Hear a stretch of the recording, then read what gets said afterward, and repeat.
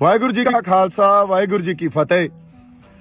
बड़ा कुछ मैं सुन रहा देख रहा, बड़ा कूड़ प्रचार ते नफरत फैलाई जा रही है मेरे खिलाफ, ते मैं सब कुछ पी रहा इस करके भी एक सांझी लड़ाई ते एक संघर्ष जो असीं विढ़िया साडे मोर्चे नूं कोई ढाह ना लगे। पर हुण जिस पड़ाਅ ते आ गए आ ना, हुण कुछ गल्लां करनियां बड़ियां जरूरी आ।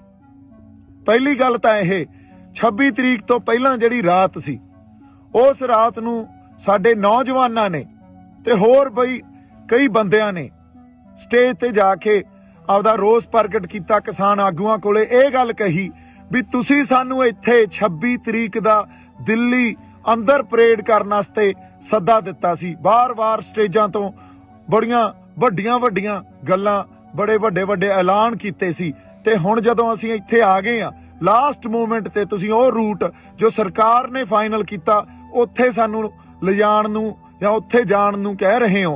सो इह सानूं मंजूर नहीं आ। सिचुएशन उत्थे इहो जी बन गई कि साडे आगू उत्थों किनारा कर गए।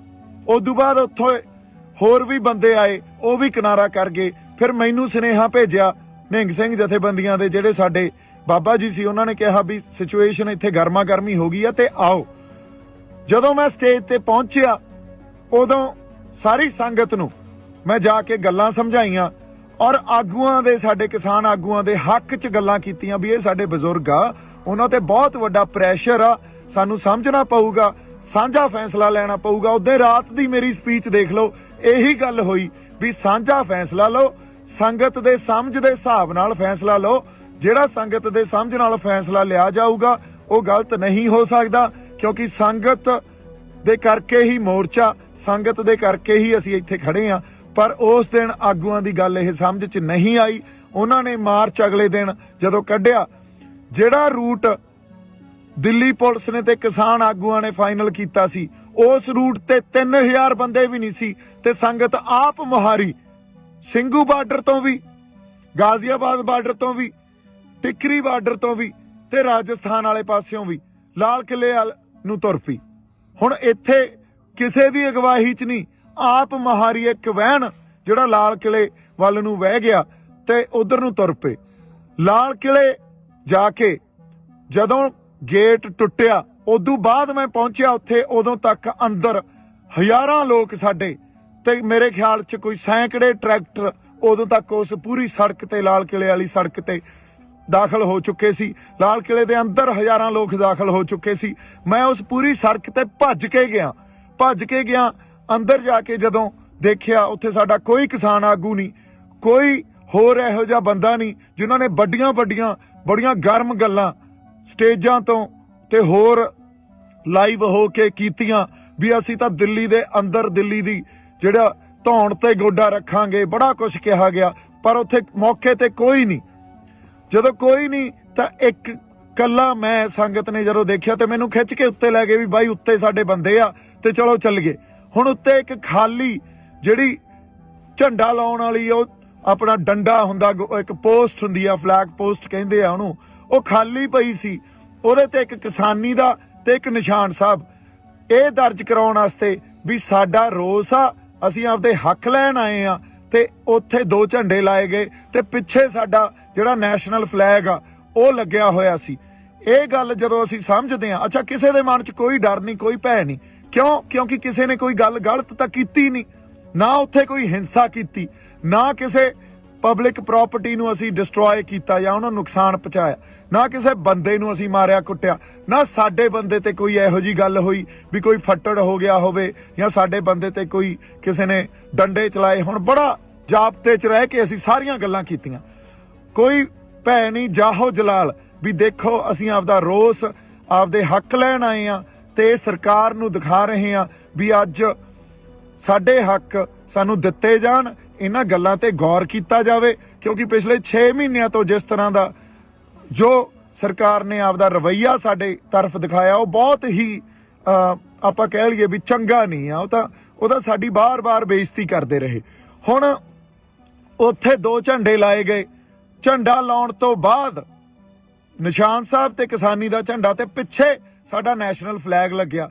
ਇਹ ਜਿਹੜੀ ਇਹ ਡਾਇਵਰਸਿਟੀ ਆ, ਜਿਹਨੂੰ ਅਸੀਂ ਡਾਇਵਰਸਿਟੀ ਕਹਿੰਦੇ ਆ, ਇਹਨੂੰ ਸਾਨੂੰ ਸਮਝਣਾ ਚਾਹੀਦਾ। ਇੱਕ ਪਾਸੇ ਸਾਡਾ ਨੈਸ਼ਨਲ ਫਲੈਗ ਆ, ਦੂਜੇ ਪਾਸੇ ਨਿਸ਼ਾਨ ਸਾਹਿਬ ਆ, ਤੀਜੇ ਪਾਸੇ ਸਾਡਾ ਜਿਹੜਾ ਕਿਸਾਨੀ ਦਾ ਝੰਡਾ, ਤੇ ਇਹਨਾਂ ਤਿੰਨਾਂ ਝੰਡਿਆਂ ਦੇ ਅਧੀਨ ਨਿਸ਼ਾਨ ਸਾਹਿਬ ਦੀ ਅਗਵਾਈ 'ਚ ਤੇ ਸਾਡਾ ਨੈਸ਼ਨਲ ਫਲੈਗ, ਉਦੋਂ ਬਾਅਦ ਕਿਸਾਨੀ ਦਾ ਝੰਡਾ, ਇਹਨਾਂ ਤਿੰਨਾਂ ਦੀ ਅਗਵਾਈ 'ਚ ਇਹ ਜਿਹੜਾ ਕਿਸਾਨੀ ਸੰਘਰਸ਼ ਲੜਿਆ ਜਾ ਰਿਹਾ। ਕੋਈ ਉੱਥੇ ਤੁਸੀਂ ਦੇਖੋ ਮੈਦਾਨ 'ਚ ਵੀ ਲਾਲ ਕਿਲੇ ਦੇ, ਕੋਈ ਉੱਥੇ ਨਿਸ਼ਾਨ ਸਾਹਿਬ ਚੱਕੀ ਫਿਰਦਾ, ਕੋਈ ਉੱਥੇ ਆਪਦਾ ਕਿਸਾਨੀ ਵਾਲਾ ਝੰਡਾ ਚੱਕੀ ਫਿਰਦਾ, ਕੋਈ ਉੱਥੇ ਤਿਰੰਗਾ ਚੱਕੀ ਫਿਰਦਾ। ਸੋ ਇਹ ਜਿਹੜੀ ਵੰਨ ਸਵੰਨਤਾ ਨਾ, ਇਹਨੂੰ ਰਿਸਪੈਕਟ ਦਿਓ, ਇਹਨੂੰ ਐਕਸੈਪਟ ਕਰੋ, ਇਹਨੂੰ ਸਮਝਣ ਦੀ ਕੋਸ਼ਿਸ਼ ਕੀਤੀ ਜਾਣੀ ਚਾਹੀਦੀ ਆ।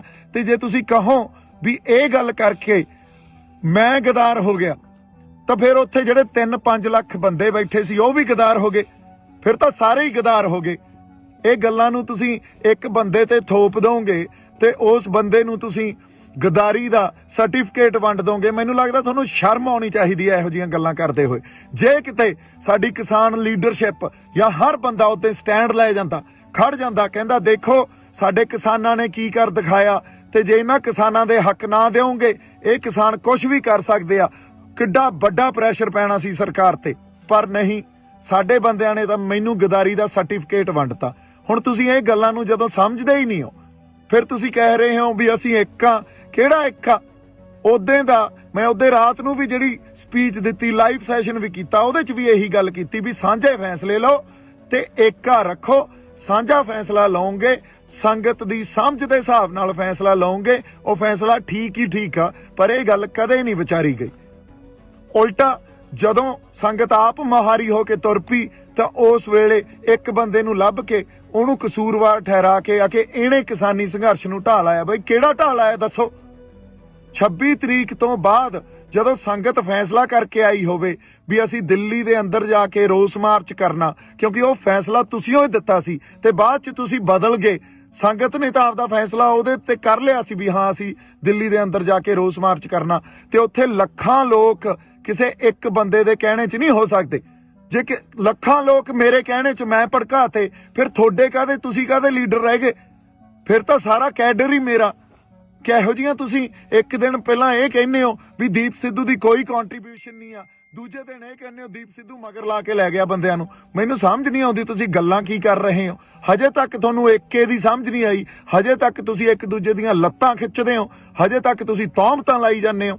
ਦੂਜੀ ਗੱਲ, ਜਦੋਂ ਇਹ ਗੱਲ ਕਰਨੀ ਬੜੀ ਜ਼ਰੂਰੀ ਆ, ਮੈਨੂੰ RSS ਦਾ BJP ਦਾ ਬੰਦਾ ਕਹਿ ਰਹੇ ਹੋ, ਲਾਲ ਕਿਲੇ ਤੇ ਨਿਸ਼ਾਨ ਸਾਹਿਬ ਤੇ ਕਿਸਾਨੀ ਦਾ ਝੰਡਾ ਕੋਈ RSS ਦਾ BJP ਦਾ ਬੰਦਾ ਲਾਊਗਾ?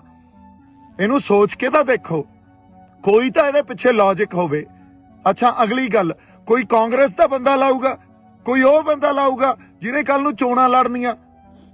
ਨਹੀਂ, ਉੱਥੇ ਕੋਈ ਸੱਚਾ ਤੇ ਸੁੱਚਾ ਬੰਦਾ ਹੀ ਲਾਊਗਾ। ਤੇ ਜਿੰਨੀਆਂ ਰੂਹਾਂ ਉੱਥੇ ਸੀਗੀਆਂ ਉਹ ਸੱਚੀਆਂ ਸੁੱਚੀਆਂ ਸੀ।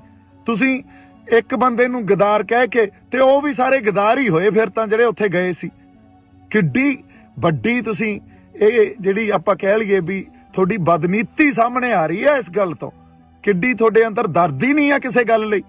ਗੱਲ ਦੀ ਸਮਝ, ਮੈਨੂੰ ਲੱਗਦਾ ਜਾਂ ਤਾਂ ਤੁਸੀਂ ਸਮਝਣਾ ਨਹੀਂ ਚਾਹੁੰਦੇ ਜਾਂ ਸਮਝਦੇ ਹੋਏ ਵੀ ਨਹੀਂ ਸਮਝ ਰਹੇ ਵੀ ਇੱਕ ਬੰਦੇ ਤੇ ਕਸੂਰ ਉਹਦੇ ਤੇ ਥੋਪੋ। ਕਿਉਂਕਿ ਜਿਹੜੇ ਫੈਸਲੇ ਲਏ ਆ ਅੱਜ ਤੱਕ ਤੁਸੀਂ, ਉਹ ਫੈਸਲੇ ਆਪ ਮੁਹਾਰੇ, ਤੇ ਕਿਸੇ ਨਾ ਕਿਸੇ ਤੁਹਾਡੇ ਅੰਦਰ ਐਡੀ ਵੱਡੀ ਈਰਖਾ ਤੇ ਸਭ ਤੋਂ ਵੱਡੀ ਗੱਲ ਹੰਕਾਰ।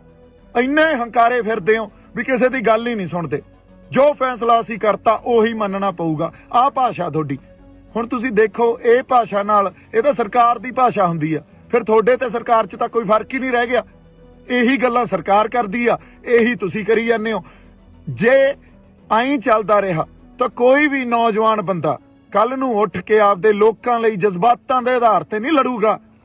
ਕੋਈ ਨਹੀਂ ਆਊਗਾ। ਤੁਸੀਂ ਤਾਂ ਅਗਲੇ ਨੂੰ ਖੁੱਡੇ ਲੈਣ ਵਾੜ ਦਿੰਦੇ ਹੋ, ਤੁਸੀਂ ਤਾਂ ਗਦਾਰੀ ਦਾ ਸਰਟੀਫਿਕੇਟ ਵੰਡ ਦਿੰਦੇ ਹੋ। ਫਿਰ ਕਿਹਨੇ ਲੜਨਾ ਆ ਕੇ? ਫਿਰ ਸਾਰਾ ਸਿਸਟਮ ਜੋ ਸਰਕਾਰਾਂ ਚਲਾਉਂਦੀਆਂ ਉਵੇਂ ਹੀ ਚੱਲੂਗਾ, ਤੇ ਜਾਂ ਤੁਹਾਡੇ ਹੱਥਾਂ 'ਚ ਆ ਜਾਂਦਾ ਤੁਸੀਂ ਚਲਾਉਣੇ ਉਵੇਂ ਹੀ ਚੱਲੂਗਾ। ਇੱਥੇ ਤਾਂ ਪਰਿਵਾਰਵਾਦ ਹੀ ਰਹੂ, ਜਾਂ ਜਿਹੜੇ ਲੀਡਰ ਬਣਦੇ ਆ, ਜਿਹੜੇ ਬਣੇ ਹੋਏ ਆਲਰੇਡੀ, ਉਹਨਾਂ ਦੇ ਗਾਂ ਬੱਚੇ ਲੀਡਰ ਬਣ ਜਾਂਦੇ ਆ। ਇੱਥੋਂ ਕੋਈ ਸਾਡੇ ਵਰਗਿਆਂ 'ਚ ਉੱਠ ਕੇ ਤਾਂ ਆ ਕੇ ਅਸੀਂ ਲੀਡਰ ਬਣ ਤਾਂ ਆਏ ਵੀ ਨਹੀਂ, ਪਰ ਸੱਚੀਆਂ ਤੇ ਸੁੱਚੀਆਂ ਗੱਲਾਂ ਵੀ ਨਹੀਂ ਕਰ ਸਕਦੇ। ਤੁਸੀਂ ਇਹ ਗੱਲ ਨੂੰ ਸਟੈਂਡ ਤਾਂ ਕੀ ਲੈਣਾ ਸੀ? ਜੋ ਉਦੋਂ ਸਾਡੀ ਸੰਗਤ ਨੇ ਕਰ ਦਿਖਾਇਆ। ਉਲਟਾ ਤੁਸੀਂ ਇੱਕ ਬੰਦੇ ਨੂੰ ਲੱਭ ਕੇ ਉਹਦੇ ਉਲਟ ਹੋ ਗਏ, ਉਹਦੇ ਤੇ ਸਭ ਕੁਝ ਮੜਤਾ ਤੇ ਉਹਨੂੰ ਗਦਾਰ ਕਹਿਤਾ। ਉਹ ਭਲੇ ਲੋਕੋ, ਤੁਹਾਨੂੰ ਉਸ ਦਿਨ ਨੂੰ ਸੈਲੀਬ੍ਰੇਟ ਕਰਨਾ ਚਾਹੀਦਾ ਸੀ। ਜੇ 26 ਨਵੰਬਰ ਨੂੰ ਅਸੀਂ ਜਦੋਂ ਬੈਰੀਕੇਡ ਭੰਨੇ ਸੀ ਸ਼ੰਭੂ ਬਾਰਡਰ ਤੋਂ ਚੱਲ ਕੇ, ਉਦੋਂ ਸਰਕਾਰ ਜਗਾਈ ਸੀ ਨਾ, ਤਾਂ 26 ਜਨਵਰੀ ਨੂੰ ਵੀ ਅਸੀਂ ਸਰਕਾਰ ਜਗਾਈ ਸੀ।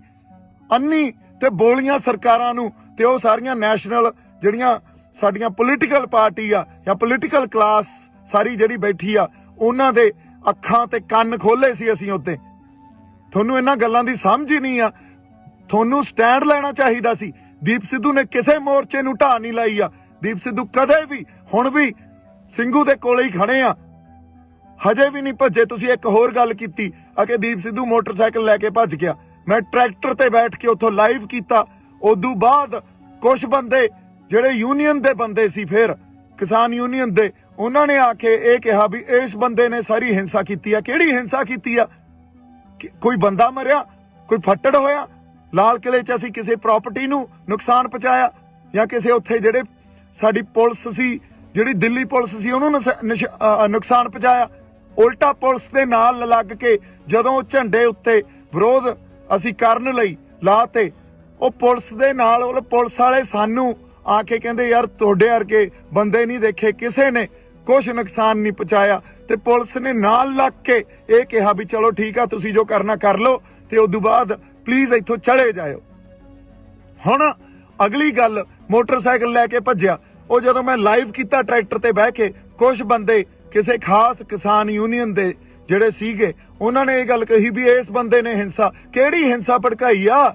ਦੱਸੋ ਤਾਂ ਸਹੀ। ਕੋਈ ਬੰਦਾ ਮਰਿਆ ਹੋਵੇ, ਕਿਸੇ ਦੀਆਂ ਲੱਤਾਂ ਟੁੱਟੀਆਂ ਹੋਣ, ਕਿਸੇ ਦੇ ਮੋਢੇ, ਕਿਸੇ ਦੀਆਂ ਬਾਹਾਂ ਟੁੱਟੀਆਂ ਹੋਣ ਯਾਰ। ਸੋ ਐਨੀਵੇਜ਼ ਉਹਨਾਂ ਨੇ ਇਹ ਗੱਲ ਕੀਤੀ। ਹੋਰ 4-5 ਬੰਦੇ ਆ ਗਏ ਤੇ ਸਾਡੇ ਬੰਦਿਆਂ ਨੇ ਜਿਹੜੇ ਉੱਥੇ, ਕੁਝ ਮੈਨੂੰ ਤਾਂ ਜਾਣਦੇ ਵੀ ਨਹੀਂ, ਮੈਂ ਤਾਂ ਇਕੱਲਾ ਫਿਰਦਾ ਸੀ। ਜਦੋਂ ਲਾਲ ਕਿਲੇ ਤੋਂ ਉਹ ਅਸੀਂ ਦੋਨੇ ਝੰਡੇ ਉੱਤੇ ਲਾ ਕੇ ਥੱਲੇ ਆਏ ਆ, ਲੋਕਾਂ ਨੇ ਹੱਥਾਂ ਤੇ ਚੱਕ ਲਿਆ। ਲੋਕਾਂ ਨੇ ਕਿਹਾ ਬਾਈ ਟਰੈਕਟਰ ਤੇ ਖੜਾ ਹੋ ਕੇ ਬੋਲ ਕੁਛ। ਉੱਥੋਂ ਵੀ ਟਰੈਕਟਰ ਤੇ ਖੜੇ ਹੋ ਕੇ ਮੈਂ ਇਹੀ ਗੱਲ ਕੀਤੀ ਵੀ ਸਾਡੇ ਆਗੂਆਂ ਨੂੰ, ਸਤਿਕਾਰਯੋਗ ਆਗੂਆਂ ਨੂੰ ਬੇਨਤੀ ਆ ਵੀ ਆ ਕੇ ਕੋਈ ਪ੍ਰੋਗਰਾਮ ਦੇਣ। ਜੇ ਇੱਥੇ ਬਹਿਣਾ ਕਿ ਵਾਪਸ ਜਾਣਾ ਸਾਨੂੰ ਦੱਸਣ। ਤੇ ਉਦੋਂ ਬਾਅਦ ਕਿਸੇ ਨੇ ਕੋਈ ਕੰਟੈਕਟ ਨਹੀਂ ਕੀਤਾ। ਬਾਈ ਜੀ ਜਿਹੜੇ ਆਰਐਸਐਸ ਦੇ ਏਜੰਟ ਸੀ ਨਾ, ਉਹ ਤਾਂ ਬਾਹਰ ਸੀ, ਫਿਰ ਅੰਦਰ ਉੱਥੇ ਕੋਈ ਆਰਐਸਐਸ ਦਾ ਏਜੰਟ ਨਹੀਂ ਸੀ। ਅੰਦਰ ਤਾਂ ਉਹ ਬੰਦਾ ਸੀ ਜੋ ਸੱਚੀ ਤੇ ਸੁੱਚੀ ਆਪਦੇ ਅੰਦਰ ਨੇਕ ਆਤਮਾ ਲੈ ਕੇ ਜਜ਼ਬਾਤਾਂ ਦੇ ਆਧਾਰ ਤੇ ਤੁਹਾਡੇ ਨਾਲ ਖੜਾ ਸੀ। ਉਹ ਤਾਂ ਸਾਰੇ ਏਜੰਟ ਤਾਂ ਬਾਹਰ ਸੀ, ਉੱਥੇ ਕੋਈ ਨਹੀਂ ਵੜਿਆ। ਉੱਥੇ ਤਾਂ ਸੰਗਤ ਗਈ ਆ। ਸੰਗਤ 'ਚ ਗੁਰੂ ਦਾ ਵਾਸ ਆ। ਜੇ ਗੁਰੂ 20 ਵਿਸਵੇ ਆ ਤਾਂ ਸੰਗਤ 21 ਵਿਸਵੇ ਆ। ਸੰਗਤ ਦੇ ਫੈਸਲਿਆਂ ਨੂੰ ਪਛਾਣੋ, ਸੰਗਤ ਦੇ ਫੈਸਲਿਆਂ ਨੂੰ ਤੁਸੀਂ ਦੇਖੋ, ਮਹਿਸੂਸ ਕਰੋ। ਹਜੇ ਵੀ ਟਾਈਮ ਆ ਤੁਹਾਡੇ ਕੋਲੇ। ਫਿਰ ਅਗਲੀ ਗੱਲ, ਜਦੋਂ ਮੇਰੇ ਤੇ ਉਹਨਾਂ ਨੇ ਆ ਕੇ ਇਹ ਕਿਹਾ ਵੀ ਉਹ ਤੂੰ ਹਿੰਸਾ ਪੜਾਈ ਆ, ਤੂੰ ਭੜਕਾਈ ਆ, ਹੁਣ ਮੈਂ ਉੱਥੇ ਆਪਦੇ ਬੰਦਿਆਂ ਨਾਲ ਲੜਦਾ। ਲੜਨ ਵਾਸਤੇ ਫੇਰ ਗੱਲ ਕੀ ਹੋਣੀ ਸੀ? ਦੇਖੋ ਦੀਪ ਸਿੱਧੂ ਦਾ ਕਿਰਦਾਰ, ਇਹ ਤਾਂ ਐਂ ਹੈ, ਇਹ ਤਾਂ ਲੜੀ ਜਾਂਦਾ ਬੰਦਿਆਂ ਨਾਲ, ਇਹ ਗਾਲਾਂ ਕੱਢੀ ਜਾਂਦਾ। ਉੱਥੋਂ ਜਿਹੜੇ ਕੁਝ ਸੁਹਿਰਦ ਬੰਦੇ ਸੀ, ਮੈਨੂੰ ਤਾਂ ਵਿਚਾਰੇ ਜਾਣਦੇ ਵੀ ਨਹੀਂ ਸੀ, ਉਹਨਾਂ ਨੇ ਕਿਹਾ ਬਾਈ ਤੂੰ ਨਿਕਲ, ਬਾਈ ਤੂੰ ਨਿਕਲ। ਉਹ ਮੈਨੂੰ ਲੈ ਗਏ। ਉਦੋਂ ਬਾਅਦ ਅਸੀਂ ਵਾਕਿਆ ਹੀ ਉਹ ਸਿਚੁਏਸ਼ਨ ਅਵੋਇਡ ਕੀਤੀ। ਕੁੱਟਣ ਨੂੰ ਉੱਥੇ 20 ਬੰਦਿਆਂ ਨੂੰ ਕੁੱਟ ਲੈਂਦੇ, ਲੜ ਪੈਂਦੇ ਆਪਸ 'ਚ। ਇਹ ਕਰਨ ਥੋੜੀ ਆਏ ਆ ਇੱਥੇ। ਫਿਰ ਉਹਨਾਂ ਨੇ ਕੀ ਕਹਿਣਾ ਸੀ? ਦੀਪ ਸਿੱਧੂ ਕੁੱਟਿਆ ਗਿਆ। ਕਿਉਂਕਿ ਤੁਹਾਨੂੰ ਤਾਂ ਇੱਕ ਖਬਰ ਚਾਹੀਦੀ ਆ, ਉਹ ਖਬਰ ਨੂੰ ਤੁਸੀਂ ਵਾਰ-ਵਾਰ ਦੇਖੋਗੇ, ਵਾਰ-ਵਾਰ ਦੇਖੋਗੇ। ਇਹ ਤਾਂ ਸਾਡੀ ਮਾਨਸਿਕਤਾ ਰਹਿ ਗਈ ਯਾਰ। ਕਿੱਥੇ ਬੈਠੇ ਆ ਅਸੀਂ ਆਪਦੀ ਹੋਂਦ ਦੀ ਲੜਾਈ ਲੜ ਰਹੇ ਆ। ਹੋਂਦ ਦੀ ਲੜਾਈ 'ਚ ਤੁਸੀਂ ਇੱਕ ਮੋਟਰਸਾਈਕਲ ਦੀ ਵੀਡੀਓ ਜਿਹਦਾ ਕੋਈ ਸੱਚ ਤੁਹਾਨੂੰ ਪਤਾ ਨਹੀਂ, ਤੁਸੀਂ ਉਹ ਦੇਖ ਕੇ ਘਸਾਤੀ। ਐਡੀ ਮਾਨਸਿਕਤਾ ਤੁਹਾਡੀ ਯਾਰ ਗੰਦੀ। ਹੁਣ ਮੈਂ ਕੀ ਗੱਲਾਂ ਕਰਾਂ ਤੁਹਾਡੇ ਨਾਲ? ਜੇ ਮੈਂ ਬਾਹਲੀਆਂ ਗੱਲਾਂ ਖੋਲੂੰਗਾ ਨਾ, ਹਜੇ ਤਾਂ ਬਹੁਤ ਗੱਲਾਂ ਖੋਲ ਸਕਦਾ ਮੈਂ, ਬੜੀਆਂ ਗੱਲਾਂ ਖੋਲੀਆਂ ਜਾ ਸਕਦੀਆਂ, ਪਰ ਹਜੇ ਟਾਈਮ ਨਹੀਂ ਆ। ਹਜੇ ਬਹੁਤ ਗੱਲਾਂ ਨੂੰ ਪੀਣਾ ਪਊਗਾ। ਪਰ ਮੈਂ ਸੱਚ ਨੂੰ ਸਾਹਮਣੇ ਲਿਆ ਕੇ ਤੁਹਾਡੇ ਰੱਖੂੰਗਾ, ਦਲੀਲ ਰੱਖੂੰਗਾ, ਇੱਕ ਇੱਕ ਗੱਲ ਦੀ ਦਲੀਲ ਦੇਵਾਂਗਾ ਤੁਹਾਨੂੰ। ਤੁਸੀਂ ਯਾਰ ਸਮਝੀ ਕੀ ਬੈਠੇ ਹੋ ਆਪਦੇ ਆਪ ਨੂੰ? ਇੱਥੇ ਜਾਣ ਤਲੀ ਤੇ ਰੱਖ ਕੇ ਸਿਰ ਧੜ ਦੀ ਬਾਜੀ ਲਾਈ ਹੋਈ ਆ। ਜਿਹੜੇ ਬੰਦੇ ਨਾਲ ਕੋਈ ਨਹੀਂ ਬੋਲਿਆ ਹਜੇ ਤੱਕ, ਕੋਈ ਨਹੀਂ ਖੜਿਆ। ਗਦਾਰੀ ਦੇ ਸਰਟੀਫਿਕੇਟ ਵੰਡਤੇ ਤੁਸੀਂ। ਬਾਈ ਜੀ ਕੋਈ ਤੁਹਾਡੇ ਲਈ ਪੈਦਾ ਨਹੀਂ ਹੋਊਗਾ। ਕੋਈ ਤੁਹਾਡਾ ਆ ਕੇ ਇਹ ਨਹੀਂ ਕਹੂਗਾ ਵੀ ਮੈਂ ਤੁਹਾਡੇ ਲਈ ਲੜਦਾ ਯਾਰ, ਤੁਹਾਡੇ ਹੱਕਾਂ ਖਾਤਰ ਲੜਦਾ। ਬਦਲੋ, ਹਜੇ ਵੀ ਬਦਲ ਦਿਓ ਆਪਦੀ ਮਾਨਸਿਕਤਾ ਨੂੰ ਤੇ ਸਾਡੇ ਢੰਗ ਬਦਲੋ। ਜੇ ਨਹੀਂ ਬਦਲੇ ਤਾਂ ਪਛਤਾਓਗੇ। ਮੈਂ ਹੁਣ ਐਨੀਵੇਜ਼ ਬਹਾਅ 'ਚ ਬਹਿ ਜਾਨਾ, ਜਜ਼ਬਾਤਾਂ ਦੇ ਬਹਾਅ 'ਚ ਬਹਿ ਜਾਨਾ। ਆਪਾਂ ਉਹਦੇ ਰਾਤ ਨੂੰ ਜਿਹੜੇ ਸਟੇਜ ਤੇ ਬੰਦੇ 25 ਤਰੀਕ ਦੀ ਰਾਤ ਨੂੰ ਸਟੇਜ ਤੇ ਮੌਜੂਦ ਸੀ ਨਾ, ਉਹਨਾਂ ਨੂੰ ਪੁੱਛਿਓ, ਉਹਨਾਂ ਨੂੰ ਦੀਪ ਸਿੱਧੂ ਦਾ ਕਿਰਦਾਰ ਪੁੱਛਿਓ। ਦੀਪ ਸਿੱਧੂ ਦਾ ਕਿਰਦਾਰ, ਸਰਕਾਰ ਤਾਂ ਅੱਜ ਮੇਰੇ ਪਿੱਛੇ, ਮੈਂ ਤੁਹਾਨੂੰ ਇੱਕ ਗੱਲ ਦੱਸ ਦਿੰਨਾ, ਸਰਕਾਰ ਨੇ ਮੇਰੇ ਪਿੱਛੇ ਬੰਦੇ ਲਾ ਦੇਣੇ ਆ ਵੀ ਕਿਸੇ ਵੀ ਢੰਗ 'ਚ ਇਹਨੂੰ ਮਾਰੋ। ਮੈਂ ਫੇਰ ਖੜਾ, ਤੁਸੀਂ ਗਦਾਰ ਦਾ ਸਰਟੀਫਿਕੇਟ ਦੇਈ ਜਾਂਦੇ ਹੋ, ਮੈਂ ਫੇਰ ਖੜਾ। ਔਰ ਬਹੁਤ ਕੁਝ ਪੀ ਬੈਠਾ ਹਜੇ ਅੰਦਰ। ਜੇ ਮੈਂ ਕਿਤੇ ਪਰਤਾਂ ਫਰੋਲਣ ਤੇ ਆ ਗਿਆ ਨਾ, ਤੇ ਇਹ ਸਾਰਾ ਕੁਝ ਖੋਲਣ ਤੇ ਆ ਗਿਆ, ਜਿਹੜੇ ਗੁੱਜੇ ਭੇਦ ਹੁੰਦੇ ਆ, ਤਾਂ ਇੱਥੇ ਭੱਜਿਆਂ ਨੂੰ ਰਾਹ ਨਹੀਂ ਦੇਖ ਮਿਲਨੇ। ਹੁਣ ਇੱਕ ਹੋਰ ਗੱਲ, ਇਹ ਗੱਲ ਮੈਂ ਡਾਇਲੌਗ 'ਚ ਨਹੀਂ ਬੋਲੀ ਸੀ, ਇਹ ਗੱਲ ਯਾਦ ਰੱਖਿਓ। ਭੱਜਣ ਵਾਲੇ ਨੂੰ ਧਰਤੀ ਚਾਹੀਦੀ ਹੁੰਦੀ ਆ ਤੇ ਉੱਡਣ ਵਾਲੇ ਨੂੰ ਅਸਮਾਨ, ਤੇ ਮੈਨੂੰ ਇਹ ਦੋਵੇਂ ਚਾਹੀਦੇ ਆ। ਹੁਣ ਇਹ ਜਿੱਥੇ ਵੀ ਮਿਲਣਗੇ, ਜਿਵੇਂ ਵੀ ਮਿਲਣਗੇ, ਮੈਂ ਛੱਡਣੇ ਨਹੀਂ ਆ। ਯਾਦ ਰੱਖਿਓ ਇਹ ਗੱਲ। ਐਨੀਵੇਜ਼, ਜਜ਼ਬਾਤੀ ਬੰਦਾ ਮੈਂ, ਕਰਾਂਗੇ ਗੱਲ, ਆਪਾਂ ਹੋਰ ਗੱਲਾਂ ਕਰਾਂਗੇ। ਤੁਸੀਂ ਏਕਾ ਬਣਾਈ ਰੱਖੋ। ਅਸੀਂ ਹੁਣ ਵੀ, ਸਾਡਾ ਸਾਂਝਾ ਮਕਸਦ ਆ, ਅਸੀਂ ਜਿੱਤਣਾ, ਇਸ ਮੋਰਚੇ ਨੂੰ ਜਿੱਤਣਾ। ਏਕਾ ਬਣਾਈ ਰੱਖੋ। ਹਜੇ ਬੜਾ ਕੁਝ ਪੀਣਾ ਪਊਗਾ, ਪੀ ਰਹੇ ਆ। ਟਾਈਮ ਆਊਗਾ ਜਦੋਂ ਸਾਰੀਆਂ ਗੱਲਾਂ ਕੀਤੀਆਂ ਜਾਣਗੀਆਂ। ਜੇ ਕਿਤੇ ਹੁਣ ਵੀ ਸਟੈਂਡ ਲੈ ਲੈਣ ਤੇ ਉਸ ਮੂਵਮੈਂਟ ਨੂੰ ਇੰਜੋਏ ਕਰਨ, ਜਿਹੜੀ ਇੱਕ